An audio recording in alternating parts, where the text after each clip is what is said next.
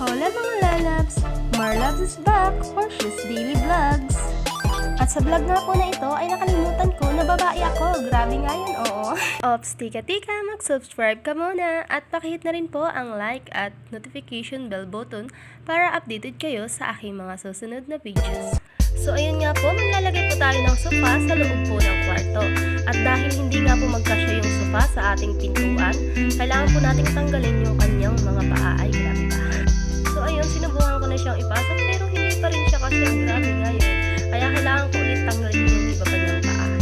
Subukan po natin ulit na ipasok siya.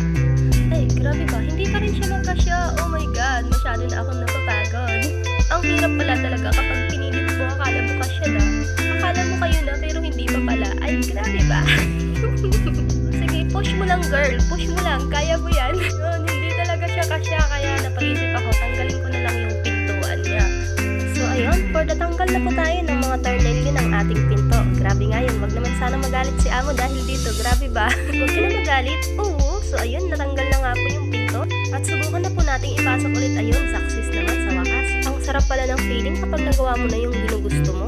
Lalong-lalo na kapag mahal ka ng mahal mo ay ano daw. Grabe ba? Ibalik na nga po natin yung kanyang mga paa. Baka magtampo pa to.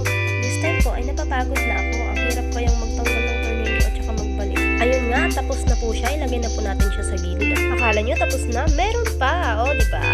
Yun, mas malaki pa siya. Same process po ulit tayo for the tanggal ulit ng mga paa. Pagod na po ako dito pero kulang ng go. Ganun naman talaga siguro kapag nagmamahal, diba? Push lang ng push kahit nasasaktan ka na. O siya, tama na yung hugot para matapos ka na. Gusto ko na rin magpahinga dahil pagod na rin ako talaga. Konting push na lang at matatapos ka na. So, nung natapos ko ngayon sa paa, akala mo mahal ka pero may mahal pa lang iba. Ibabalik ko pa pala yung pinto. Grabe ba? Nung natapos na nga po ako dito, ay chinag ko ang aking amo at nagulat sa maakyat dito sa taas. Grabe nga yun, oo.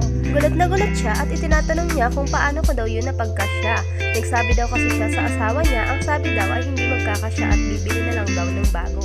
Sabi ko na lang, nakalimutan kong babae ako sa araw na ito. Huwag niyo na lang din po pansinin ang tabako, napabayaan lang po sa kusina. Grabe ba? Sobrang pawis na nga po pala tayo dito. Ay, wala pa lang tayo. Ako lang pala, oo. At sa wakas ay natapos na po siya. Success! Thank you for watching. God bless you all.